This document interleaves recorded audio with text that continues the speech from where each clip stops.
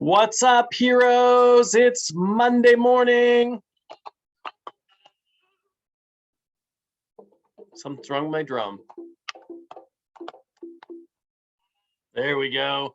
Hey, how's everybody doing? Coach Rick here along with Cosette.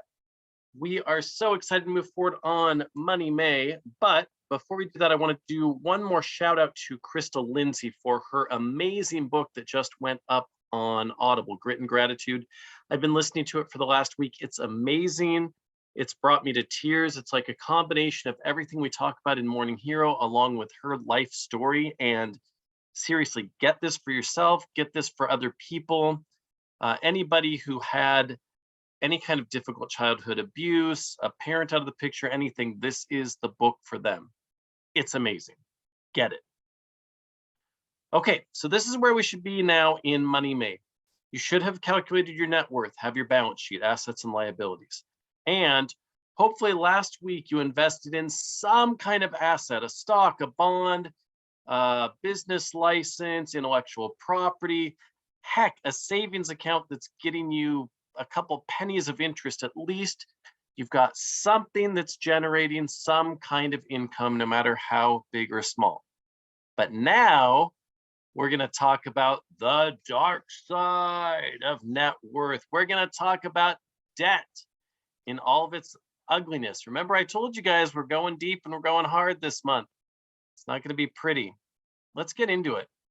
So there are some simple solutions out there. I know that many churches that I've been in have talked about things like, you might have heard Financial Peace University, Susie Orman, Dave Ramsey. These guys are really big voices in this. And if you are in debt up to your eyeballs and have no solutions, don't know what you're doing, this is a good place to start. I am going to assume that if you're watching this, you're past this point of view or past this place. If you're not, start here. But they will tell you things like cut up the credit cards. And if you're still at that point where you have a credit card addiction or something, this video that I'm doing is going to be too advanced for you. Assuming you're past that point, let's talk about debt. Is all debt bad? I heard you, Rob. Good versus bad debt.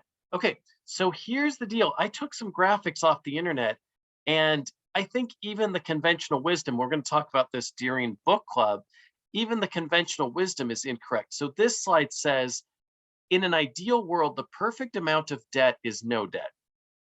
That sounds good, but if you're thinking Kiyosaki, the BS engine should already have gone off for you, right? Because debt can be leveraged, and Kiyosaki does it over and over, to buy assets, flip them, and then sell them and make money off of it. So there is good debt versus bad debt. Bad debt, of course, is pretty easy to spot. High interest credit cards, obviously, store credit cards, revolving accounts, payday loans, these things with these excessively high interest rates. If you have those are bad debt. But some of these that we're going to talk about might also be potentially good debt. And look over here, it says good debt, mortgage, or house. Remember, Robert Kiyosaki is not so convinced that a house is good debt. Education might not be good debt. I think my MBA, I have a lot of debt from it, and I don't know that it's a great investment. So let's talk about a couple of these. Here's another one. So same thing, good debt, student loans. Well, if you went to one of those for-profit colleges, you might not have good debt. Same thing with mortgages. Lower interest rates, we're going to talk about. So bad debt, higher interest rates is probably the big part of it. Credit card debt, potentially bad. I'm going to talk about that in a second. Let's talk about car loans. Is a car loan a bad debt? Well, as Kiyosaki is going to say, a car is likely not an asset unless you're using it to make money in your business. But a car loan, they're saying here car loans have high interest rates. Well, that might have historically been true, but we got our car loan for, I think it's like 1.5% interest or something. Then why the heck wouldn't you use the bank's money?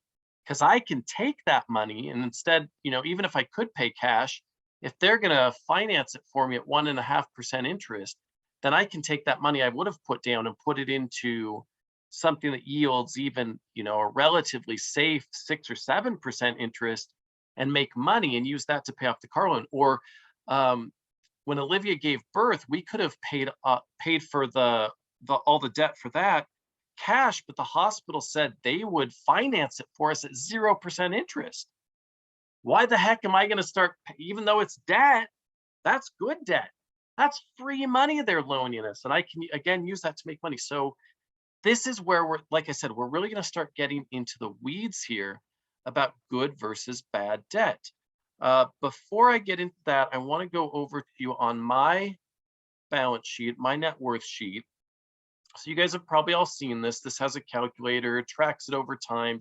I like graphs. You guys all know that. Have my assets here, my investments actually total into my assets, but let's talk about the liabilities. So these are, for example, the liabilities we have. We have a home loan. Harry helped us refinance at about 3.5% interest, and we were able to actually roll Olivia's student loans, which were a higher interest rate, into the home loan. So this is, in essence, basically good debt, and it's at such a low interest rate, especially, compared to inflation now, 5.5%. This is cheap money. We don't want to pay this off. This is money that we would rather, keep liquid because I can get investments that are way higher than this.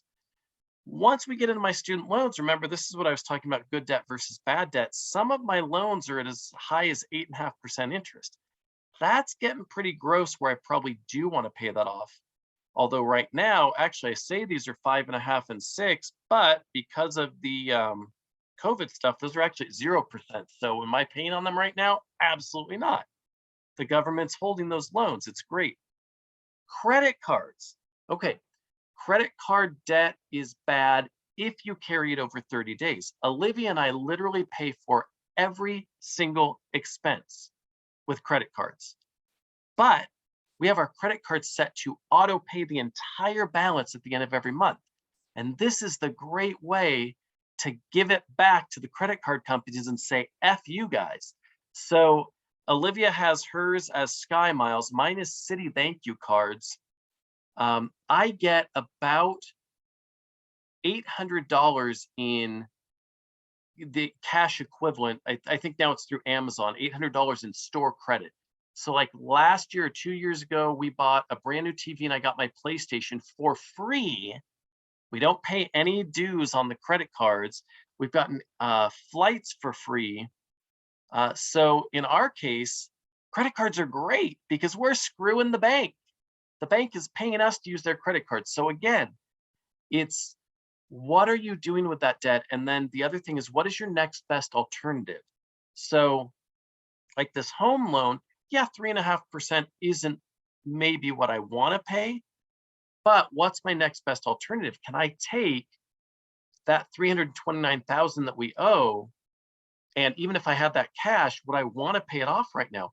No, because I could put that into a really stable real estate investment trust, a DST, a Delaware Statutory Trust, and be getting 7 or 8% interest. And then basically I'm capturing the split, the difference between the 3.5 and the 8%, and putting it in my pocket. This is what Kiyosaki's talking about with good debt and leveraging. So that's what we're going to talk about this week. We're going to focus on debt. Obviously, get rid of your bad debt, but it's not as simple as all debt is bad, like we just saw here. There is a lot more nuance, and you need to be a lot smarter about it. And when we play cash flow, you're going to start seeing that. So, discussion time with your group. For you personally, do you have primarily good debt, primarily bad debt? Are you underwater? Do you have a negative net worth? We need to talk about these things. Which do you have more of?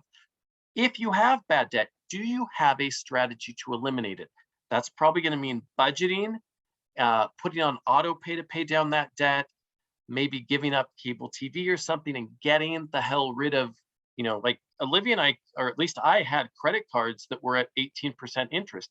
That Citi Thank You card that I have, if I ever carried a balance on it past 1 month, they would charge me like 15, 18% interest. But I paid it off. And so now I just give them the middle finger every month and happily let them buy me stuff. How can you increase your good debt? Leveraging. We're going to talk about that during book club. So anyway, time to do your discussion. Once again, Coach Rick. I love you guys. You're amazing. Talk to you later.